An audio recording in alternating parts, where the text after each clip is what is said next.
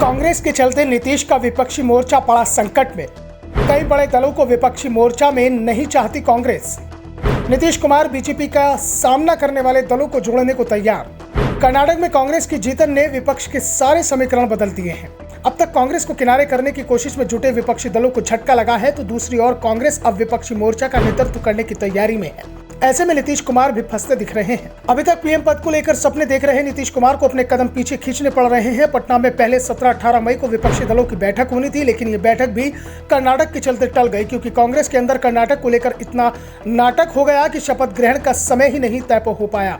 अब कर्नाटक में 20 मई को नए सीएम का शपथ होगा, उसके बाद ही पटना में विपक्षी दलों की बैठक हो जाएगी। पटना में बैठक बुलाने का प्रस्ताव टीएमसी नेता और बंगाल के सीएम ममता बनर्जी ने नीतीश को दिया था, लेकिन अब ये दोनों ही नेता कांग्रेस के बढ़ते समर्थन से परेशान दिखाई दे रहे हैं, क्योंकि दोनों की राजनीतिक महत्वाकांक्षा पीएम बनने की थी, जो अब पूरी होती दिखाई नहीं दे रही है। और अब नीतीश कुमार इसे लेकर परेशान है कि विपक्षी दलों की बैठक में किसे बुलाया जाए और किसे नहीं। खासतौर पर उन पार्टियों को लेकर नीतीश ज्यादा परेशान है जिनकी राजनीति कांग्रेस विरोधी पर ही टिकी हुई है, और इसमें सबसे पहला नाम तेलंगाना के सीएम चंद्रशेखर राव का है। कुछ विपक्षी नेता केसीआर को भी बुलाने के पक्ष में है, लेकिन कांग्रेस के अंदर अधिकतर नेता उन्हें बुलाने के खिलाफ हैं।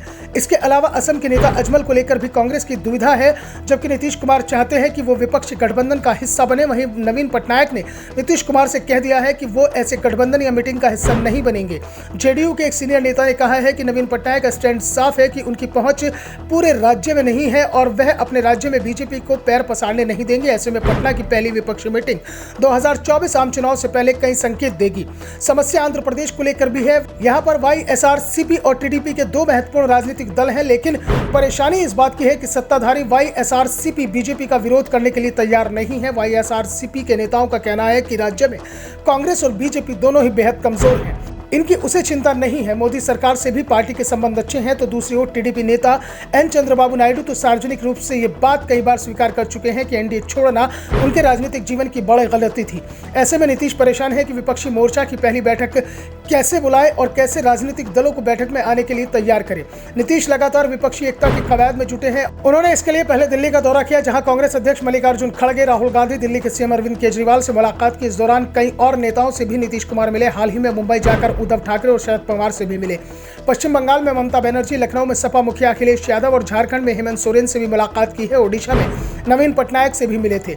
और अब पटना में विपक्षी दलों के नेताओं की बैठक की तैयारी शुरू हो गई है। दूसरी ओर कांग्रेस की ओर से इस बात के संकेत मिलने लगे हैं कि वो जल्द ही इस पहल को अपने हाथों में ले लेगी, क्योंकि कर्नाटक चुनाव के चलते पार्टी वहां व्यस्त थी। अब कर्नाटक चुनाव हो चुका है, जहां पार्टी को जीत मिली है और कांग्रेस अब पूरे उत्साह के साथ विपक्षी मोर्चा का नेतृत्व करने के लिए तैयार है। और ये परेशानी नीतीश के सामने आ गई है, क्योंकि कांग्रेस उन दलों को विपक्षी मोर्चा में शामिल करने के खिलाफ है जिन राज्यों में उसका मुकाबला बीजेपी विरोधी दलों से हो रहा है। जबकि नीतीश कुमार चाहते हैं कि अगर पार्टी बीजेपी के खिलाफ लड़ रही है तो उसे विपक्षी मोर्चा का हिस्सा होना चाहिए। नीतीश बीजेपी से आमने सामने की लड़ाई की तैयारी कर रहे हैं, क्योंकि तिकोने मुकाबले में फायदा बीजेपी को ही मिलता है। Bureau report, the such India.